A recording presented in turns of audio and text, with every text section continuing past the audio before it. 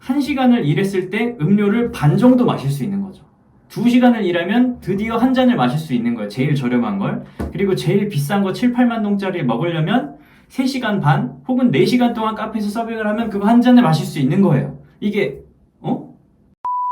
小伙伴땜明라 정표明라 건차 한국 짜잔 고프로를 샀습니다. 네, 이게 고프로 10이에요. 자, 보이시나요? 이번에 새로 나온 고프로 10인데 제가 대학생 때는 이거 갖고 싶긴 했는데 사실 뭐 자주 사용할 것도 아니고 그래가지고 핸드폰으로 쓰면서 외부 촬영을 조금 안 했었는데 앞으로는 제가 외부에서 촬영하면서 한국의 모습도 좀 보여드리도록 하겠습니다. 자, 그리고 오늘은 한국인이 느끼는 베트남 물가에 대해서 이야기를 해보려고 합니다. 한국인이 느끼는 베트남의 물가는 두 가지로 사실 크게는 나눌 수가 있어요. 한국인이 관광객이냐 혹은 한국인이 거기에 거주하는 사람이냐에 따라서 의견이 굉장히 갈릴 텐데 사실 관광하는 사람들은 정확하게 베트남 물가가 어떻더라라고 이야기하기가 조금 어려워요. 왜?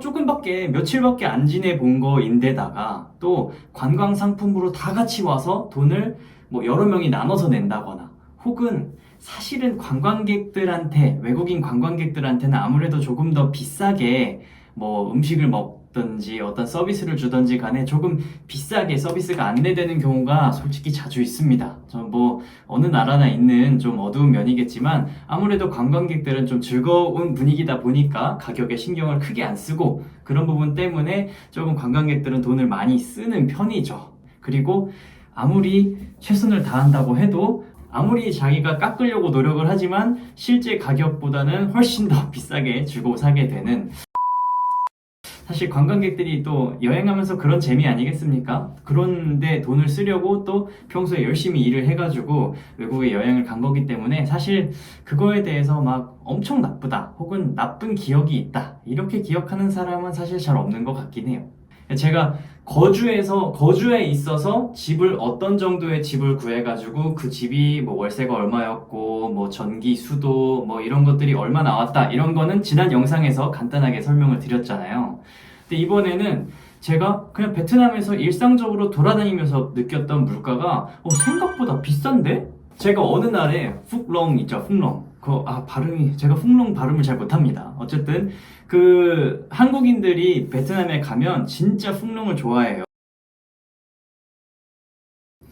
제가 훅롱에 처음 들어갔는데 아니 음료가 이게 뭐야? 저렴한 건 4만 동에서 비싼 건 한 7, 8만 동까지 하는 거예요. 아니 근데 제가 그 베트남에 처음으로 하노이에 여행을 갔을 때 원래 펜팔을 하던 베트남 친구가 있어요. 저도 베트남어를 공부하고 싶고 그 친구도 한국에 대해서 배우고 싶기 때문에 저랑 이렇게 채팅을 하면서 알던 친구가 있습니다. 선화라는 친구인데 제가 한국 이름을 지어줬고 그 친구가 지금은 굉장히 열심히 잘 살고 있을 거예요. 그 친구한테 제가 같이 놀면서 물어봤었어요. 베트남에서는 이렇게 간단하게 뭐 카페에서 서빙을 한다든지 음식점에서 이렇게 음식을 서빙한다든지 하는 조금 비교적 단순한 그런 아르바이트를 했을 경우에 시급이 얼마 정도 되니? 라고 물어보니까 시급이 한 2만 동, 할머니 이 정도 한다는 거예요. 그래서 아니 2만 동이라고 내가 들었는데 푸웅롱에 가니까 음료가 하나에 최소 4만 동이고 비싼 건 막 7, 8만 동씩 하는 거예요. 아니 1시간을 일했을 때 음료를 반 정도 마실 수 있는 거죠.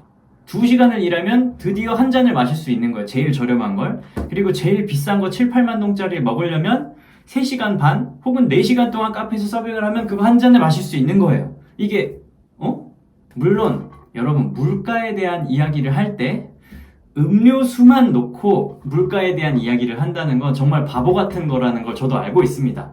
그러니까 여러분 약간 가볍게 들어주세요. 한국 같은 경우에는 뭐 스타벅스를 비롯해서 다른 스타벅스와 비슷하게 좀 사람들이 좋아하는 그런 고급 커피집 있잖아요. 커피집에 갔을 때 커피의 가격이 대충 한 4,000원에서 제일 저렴한 건 4,000원에서 비싸면 한 6,000원 정도 합니다. 4,000원에서 6,000원 정도 하는데 한국은 아까 설명드린 그런 단순 아르바이트를 했을 때 시급이 8,500원 정도예요.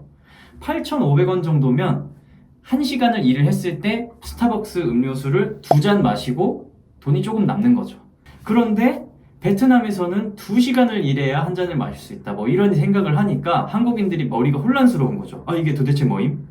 네, 그런 것뿐만 아니라 한국인들이 한국 음식점에 갔을 때 베트남에 있는 뭐 한국 그 돼지고기집이죠. 삼겹살집, 뭐 어디 소고기를 먹으러 간다든지 스시를 먹으러 간다든지 오히려 한국보다 삼겹살이 더 비싼 거예요. 뭐 삼겹살이 한 1인분에 15,000원, 2만원씩 하고 물론 음식점 퀄리티는 굉장히 좋고 고기도 다 구워주시고 굉장히 이제 비싼 거죠. 어쨌든 삼겹살이 베트남에 가서 먹으면 훨씬 더 싸지 않을까라고 생각을 했는데 전혀 아닌 거죠. 네, 이런 식으로 생각보다 한국인들이 여행을 가나 혹은 거기서 거주를 하나 내 생활비에 큰 차이가 없다라는 걸 느끼게 돼요. 한국에 있을 때나 베트남에 있을 때나. 물론 다양한 경험과 뭐 언어 기술 같은 것들을 가졌을 경우에는 뭐 베트남어 과외를 한다든지 뭐 회사에서 경력을 쌓아가지고 다양한 경험을 통해서 뭐 나를 어필한다든지 이런 경우를 통해 아르바이트보다는 훨씬 더 많은 돈을 버는 걸 저도 알고는 있습니다. 저도 알고 있지만 어쨌든 단순 아르바이트만 놓고 보면 그거만으로 봤을 때는 분명히 비싸다라는 생각이 드는 거죠. 그들이 하는 노동에 비해서 페이를 조금 덜 주는 게 아니야? 이런 식으로 생각을 하게 되는 거죠. 자, 어쨌든 베트남을 사랑하는 사람으로서 뭐 한마디 어떤 걱정되는 생각도 한 가지가 있기는 있어요. 대부분의 아르바이트와 조금 내가 경력과 어떤 언어, 스킬을 쌓아가지고 벌 수 있는 돈의 차이가 굉장히 극명하잖아요. 그런 경우에 우리가 드는 생각은 이런 경험을 쌓을 수 있는 곳, 이런 직장이 있는 곳, 이런 곳들은 이런 기회들이 널려 있는 건 대도시인 경우가 많겠죠, 아무래도. 그래서 한국도 현재 지방에 사람들이 정말 없어서 대부분 다 서울 같은 정말 큰 도시에만 다 몰리는 집중화 현상이 정말 큰 사회적인 문제입니다. 지방에 사람이 없는 거예요.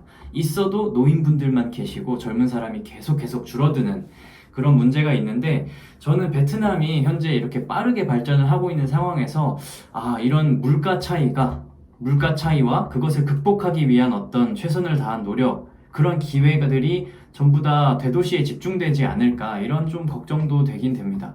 사실 베트남은 한국보다 인구수도 2배, 이 땅도 3배나 넘게 굉장히 큰 나라이기 때문에 대도시로의 집중화가 심해지면 더 사람들이 많이 없어지지 않을까. 사실 외국인이라서 네가 그런 걱정을 왜 해주냐? 라고 생각하실 수도 있지만 뭐 모르겠습니다. 어쨌든 그런 걱정이 드네요. 우선 한국은 지금 뭐 누군가는 이미 늦었다라고 말을 할 만큼 이 격차가 굉장히 심해진 상태이기 때문에 베트남의 또 대도시뿐만 아니라 다 작은 지역들에도 좋은 기회들이 잘 공평하게 분배되었으면 좋겠습니다.